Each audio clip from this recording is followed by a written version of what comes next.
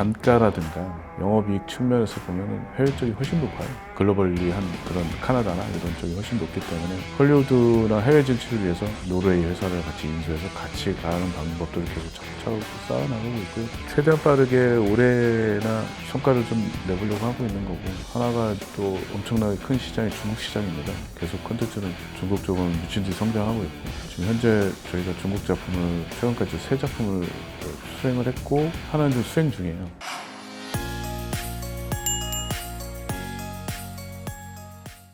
네, 올해 가장 많은 사랑을 받았던 드라마 가운데 하나죠. 폭삭 소가수다. 다들 잘 아실 텐데요. 이 드라마의 특수효과를 담당했던 M83이라는 회사가 있습니다. 오늘 M83 대표님과 함께 한국 특수효과의 현황, 미래, 그리고 M83의 비전에 대해서 자세한 이야기 들어보겠습니다. 네, 대표님 안녕하세요. 안녕하십니까? M83이라는 회사를 뭐 아시는 분은 알겠지만 간단하게 좀 회사 소개 좀 부탁드릴게요. M83이라고 이름을 지은 건 우주에 있는 은하, 인류가 발견한 국부 왼쪽으로 처음 발견한 은하 중에 하나고요. 회사를 처음에 만들 때 같이 하고자 하는 스타 플레이어들이 또 모이는 거예요. 근데 이게 별들이 모이는데 회사 이름을 뭘로 짓지 하다가 은하 중에 제일 역동적으로 생긴 우주에 있는 은하 중에 그래서 M83이라는 기호가 숫자가 들어가 있는 회사를 이름으로 회사를 지었습니다. 네, 올 상반기 가장 화제작이었죠. 폭삭 소가수다를 이야기 안 할 수가 없을 텐데 이 영상 상당 부분이 M83 특수효과로 채워졌다고 이야기를 들었어요. 자세한 좀 설명 좀 부탁드리겠습니다. 폭삭 소가수다는 감독님이 워낙에 유명한 감독님이시고 아이유가 스타 배우 박보검이 이렇게 나오니까 엄청난 소사가 있고 시대물이고 그런 내용들이었습니다. 저희 자회사 모토헤드라고 저희와 비슷한 규모의 자회사가 하나 더 있습니다. 두 회사가 같이 폭삭 소가수다라는 작품을 완성을 했죠. 인기가 상당히 많았습니다. 많았고 거기에 이제 VFX가 도대체 뭐에 사용됐냐 이렇게 얘기하지만 VFX 기술을 예전보다 많이 사용하고 있다는 걸 많이 모르세요. 그래서 폭삭 소가수다도 아마 드라마 시대물 중에는 VFX를 굉장히 적극적으로 많이 사용됐다 이렇게 보고 있고, 간단하게만 말하면 이제 과거부터 이제 현대까지 오잖아요. 옛날 자동차라든지 옛날 건물들 뭐 이런 것들 이제 좀 드라마틱하게 표현하는 것들, 그리고 제주도가 주로 배경이잖아요. 실제로 제주도에서 거의 찍질 않았거든요. 어떤 인근에 세트를 거대하게 짓고 제주도를 이제 재현하고 바다가 아니니까 이제 바닷물을 만들어내고 그런 것들로 해서 드라마가 굉장히 감동적이고 시각 효과도 사람들의 감성을 좀 자극할 만한 그런 것들, 미장센이나 디자인들 같은 것들을 같이 공격적으로 넣어서 드라마가 잘 완성이 됐다고. 네, 보통 이제 시각 효과라고 하면은 막연하게는 뭐 공상과학 영화라든가 판타지 영화에서 주로 많이 쓰일 것 같다라고 생각을 하는데 그냥 일반 드라마에서도 이 쓰이는 걸 보고 좀 많이 놀랬고요. 그걸 보면서 이 장르의 구애 없이 VFX가 굉장히 많이 활용이 되는 건 아닌가라는 생각이 들었는데 어떤가요? VFX가 많이 활용이 된다는 건 이미 지난 이야기입니다. 어찌 보면 관객들에게 활용이 됐다는 것도 이제 관객들도 많이 알고 있는 것 같고, 근데 그걸 좀 더 적극적으로 어떻게 더 드라마틱하게 활용을 하느냐가 이제 지금의 문제인 것 같고, 아까 앞서 말했듯이 촬영의 효율성, 날씨에 구애받지 않은, 그러다 보니까 예전에는 SF 영화나 뭐 판타지 같은 영화들 그냥 일상적인 드라마도 VFX를 활용하고, 또 최근에는 실제 배우가 안 와도 되는, 진짜 배우가 오면 좋은데 어쩔 수 없이 못 오는 경우도 있고, 다른 배우가 액션을 하고 실제 배우로 이제 얼굴을 교체하거나 그런 것들도 시도가 되고 있고, 어찌 보면 드라마든 영상산업 쪽에서는 시각효과 기술이 계속 좀 더 적극적으로 도입이 되는 과정에 있다고 보고 있습니다. 최근 개봉한 영화 이 전지적 독자 시점, 이것도 M83 손으로 탄생된 작품이라고 해도 과언이 아닐 텐데 이 영화에서 어떤 특징이 있는지 좀 소개 좀 해주시죠. 블록버스터 영화고 판타지 영화입니다. 관객들이 굉장히 생소한 장르를 가지고 온 거죠. 예전에 이제 신과 함께라는 작품도 해본 적이 있는데 그거보다 더 판타지성을 갖고 있는 이야기고, 영화 보신 분들은 아시겠지만 게임이나 뭐 이런 아이템들 뭐 이런 조합들을 막 집어넣으면서 관객들이 경험하지 못한 장르의 그 이야기를 풀어냈다고 봅니다. 그러다 보니까 VFX 기술이 굉장히 적극적으로 활용될 수밖에 없었던 거고, 그럼 과거 VFX 사용한 거와 전지적 독자 시점에 사용했던 VFX와 얼마나 어떤 게 뭐 다르냐라고 얘기를 하면 거의 대부분의 디지털로 만들어진, 어쩌면 아예 촬영 자체가 없이 풀 디지털로 만들어진 그 영상들이 굉장히 미친 듯이 적극적으로 많이 들어간 영화 중에 하나입니다.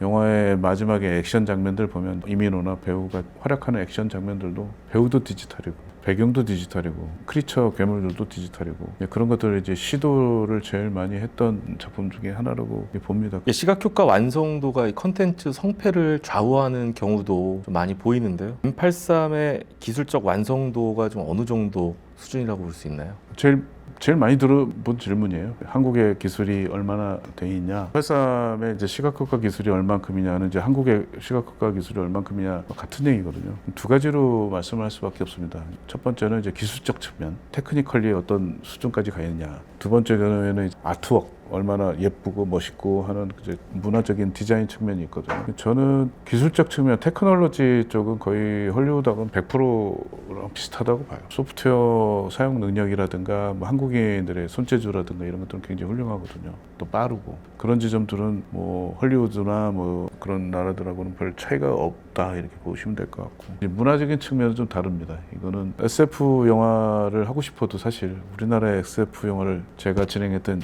몇 년 전에 했던 승리호라는 작품이 있어요. 힘들었던 게 뭐냐면 한국 영화 승리호가 SF가 처음인 거예요. 근데 헐리우드는 SF 영화를 정말 많이 만들어 본 나라입니다. 그러니까 작가들이나 디자이너들이 굉장히 풍부하고 경험을 갖고 있고 노하우를 갖고 있는 거죠. 근데 아직은 이제 한국은 그런 이제 SF 영화를 많이 만들어 본 적은 없고 판타지 영화도 이제 전독 씨가 그나마 첫 번째냐 두 번째냐 이런 얘기를 하고 있는 단계니까 한국의 그런 SF나 판타지 같은 것들이 아직 레이어는 없습니다. 그런 것들이 지금 쌓아가는 단계라고 보시면 될 것 같고 그런 부분들이 완성이 되는 데는 시간이 좀 걸리고 기술적인 측면에서는 저는 뭐 헐리우드나 뭐 큰 차이는 없다 이렇게 보는 거죠. 경쟁 업체들에 비해서 M83이 갖고 있는 차별화된 경쟁력 어떤 게 있을까요? 다른 회사들 IPO한 회사들도 있고 다 잘합니다. 잘하고 근데 이제 그쪽 회사들보다 저희가 제일 경쟁력이 제일 우수한 건 IPO한 지는 뭐 몇 년은 안 됐지만 그 헤드급의 인력들의 다 1세대들이에요. 1세대, 2세대들이 포기하지 않고 다시 모여서 별들 같이 모여서 이제 M83을 만든 거고 그다음에 다른 회사들에 비해서 그렇게 꾸준히 노하우들을 만들어 놨다 보니까 그런 시스템 과정들을 뭐 소프트웨어로 극복하기도 하고 200명이 할 거 100명이 하는 방법들을 찾아내는 거죠. 그런 소프트웨어를 개발한 경험은 대한민국에서 제가 제일 많고 다른 회사들과 다르게 저희는 R&D를 전문 파트가 법인으로 별도로 있습니다. 회사 내부에 이제 본부나 팀으로 두질 않고 완전 그 전문적인 밸류를 갖고 있는 뭐 그런 R&D 팀들이 붙어서 직접적으로 서포트를 하고 있고 내부에 하드웨어 지원팀이 따로 있어요. 그러니까 지원 회사 자체가 따로 존재하고 있고 물론 다른 회사들도 다르겠지만 M83은 이제 자회사가 7개에서 12개 정도 되거든요. 자회사들의 포트폴리오 수준들이 보면 어디는 하드웨어 전문 회사가 있고 전시나 뭐 그런 쪽으로 이벤트 하는 회사가 또 있고 또 영화 종합 촬영소 같은 그런 회사들이 있습니다. 그런 것들이 하나에 전부 다 모여서 같이 시너지를 발생하기 때문에 그냥 단독으로 있는 것보다 훨씬 더 속도가 빠르고 퍼포먼스도 좋을 수밖에 없는 거죠. 여러 작품 중에 그 기술적인 부분에서는 물을 표현하는데 되게 좀 경쟁력이 있다라는 이야기도 들었는데 어떤 측면인가요? 물이라는 물성은 어떻게 표현해야 될지 아무도 어려워요. 조그만 커피잔에 있는 물과 바다 대양이잖아요. 그거를 표현하는 방법 자체가 완전 다르거든요. VFX 회사들마다 제일 어려워하는 이유가 데이터가 너무 무겁습니다. 빅데이터를 어떻게 컨트롤하느냐, 그 다음에 가까운 물과 먼 물을 어떻게 해석을 해서 표현을 할 거냐 이런 것들이 어렵다 보니까 그러다 보니까 오토 시뮬레이션 쪽으로 이제 특수 팀들을 좀 많이 좀 연구를 많이 했고 R&D 팀을 좀 많이 붙였던 거죠. 그러다 보니까 한산 노량 같은 프로젝트도 이제 저희가 받아서 거기서 또 한 단계 노하우를 이제 또 완성을 한번 시킨 거죠. 과거에 해외 진출의 가능성에 대해서도 좀 언급하셨던 부분이 있었어요. 지금 뭐 해외 작품 관련된 뭐 그런 작품 같은 게 좀 있나요? 단가라든가 영업이익 측면에서 보면은 해외 쪽이 훨씬 높아요. 글로벌리한 그런 카나다나 이런 쪽이 훨씬 높기 때문에 헐리우드나 해외 진출을 위해서 노르웨이 회사를 같이 인수해서 같이 가는 방법들을 계속 차곡차곡 쌓아나가고 있고요. 최대한 빠르게 올해나 성과를 좀 내보려고 하고 있는 거고 하나가 또 엄청나게 큰 시장이 중국 시장입니다.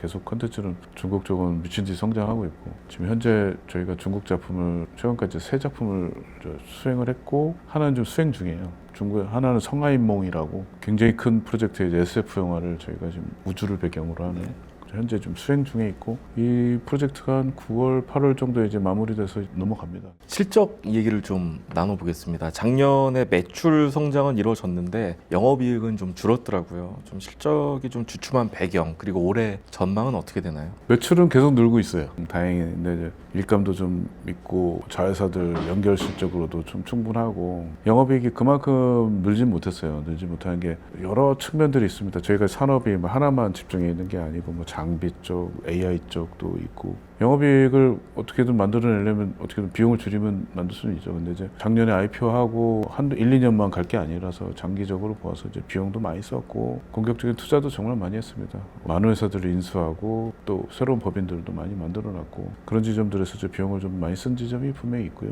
상대적으로 이제 하드웨어 쪽이나 이쪽으로 이제 매출이 상당히 늘고 있고 작년부터 이제 영화 쪽 시장이 엄청나게 박살이 나 있습니다. 사실 영화 쪽 매출이 있고 OTT나 드라마 쪽에 매출이 있는데 OTT나 드라마 쪽은 나름 괜찮게는 선방을 하고 있어요. 작년부터 한 지금까지는 그랬던 것 같고요. 지금도 다시 보면은 영화나 쪽이 이제 꿈틀꿈틀 하려고는 합니다. 영화 쪽을 시장을 놓칠 수가 없는데 영화 쪽이 많이 좀 상황이 안 좋습니다. 극장 쪽도 자구책을 마련하는 것 같고 그래서 현재까지는 뭐 영업이익을 올해도 어느 정도 회복하는 데 좀 노력을 하고 있고요. 내년부터는 좀 충분히 컨텐츠들 많이 생산하고 그러지 않을까 그러면 저희가 좀 수혜를 보지 않을까 싶은 거고요. 해외 진출에 좀 더 목숨을 걸고 하다 보면 좀 나아지지 않을까 그런 생각 듭니다. 네. 상장하신 지 이제 딱 1년 되신 거죠? 근데 아쉽게도 주가는 공모가 아래에서 지금 계속 맴돌고 있는데 주가 상승을 위한 대표님의 뭐 전략, 보관 어떤 게 있을까요? 주가가 참 안 좋은데 또 어찌 보면 이 컨텐츠주들이 다 그렇습니다. 요즘에 뭐 나름 이제 회사가 열심히 노력하고 있고 트렌드를 좀 타려고 노력을 하고 있는 부분들도 없지 않고 주주들을 위해서 주가를 높이는 데 굉장히 노력을 하고 있습니다. 근데 회사도 좀 호흡을 가다듬을 필요성이 좀 있다고 봅니다. 좋은 시기에 이제 좀 더 많은 이벤트를 사건들을 만들어내서 주주들에게 좀 좋은 소리를 들려드리게끔 노력을 하고 있고 조금만 더 좀 기다려 주시면 회복을 하지 않을까 생각 중에 있습니다. 현재 이제 공모가도 이제 회복을 못한 상태인데 마음이 아프죠. 저도 마음이 아프고 근데 콘텐츠 산업 전체적으로 좀 축이 돼 있고 극장이나 뭐 OTT도 사실 그런 상태라고 보니까 같이 그런 트렌드를 따라가긴 합니다. 그런데 저는 이제 그런 트렌드에 따라가지 않게끔 분리해서 시장이 안 좋으니까 우리도 같이 주저앉는 그런 느낌을 안 받게 하려고 나름 이제 신규 사업들이나 이런 것들을 이제 영위하고 있고 좀만 더 기다려 주시면 좀 좋을 것 같습니다. 네. 마지막으로 대표님이 생각하시는 M83의 청사진 그리고 미래 어떤 게 있을까요? 문화가 많이 바뀌었어요. 콘텐츠가 어찌 보면 굉장히 쉽게 소비가 된다는 생각도 듭니다. 굉장히 돈을 들여서 만든 어떤 콘텐츠와 되게 값싸게 만든 개인 유튜브의 가치가 비등비등해지는 케이스도 나오고 이런 콘텐츠들이 이제 소비가 굉장히 많이 바뀌고 있습니다. 그러다 보니까 올해도 그 VR, AR 글래스나 이런 새로운 장비들도 미친 듯이 나오고 핸드폰은 더 얇아지고 더 커지고 뭐 이런 상황이다 보니까 저희도 전통적인 영화나 드라마 이런 시스템에 목매여 있지 않습니다. 목매여 있지 않고 자체 콘텐츠나 이런 것들을 만들기 위해서 노력을 하고 있고 그러다 보니까 좀 관심 있는 분들은 저희 회사 홈페이지 들어오시거나 저희 회사의 포트폴리오들, 그러니까 회사의 구성들을 보면 뭘 하고자 하는지가 보일 겁니다. 미디어는 통합이 될 거라고 봅니다. 수많은 미디어들이 다 각자 존재하지만 언젠가는 통합이 된다는 생각에 결과적으로 이제 원스톱으로 이루어지는 회사를 만들려고 하는 회사고 그렇게 지금 최근에 IPO한 회사 중엔 저희가 그 정도로 제일 멀리 가 있고 제일 컨비네이션이 제일 좋지 않나. 아무도 예측하지 못하는 그런 미디어 통합에 대비하고 있습니다. 앞으로도 좋은 활약 그리고 또 주가도 좀 주가가 제일 중요합니다. 말씀 감사합니다. 감사합니다.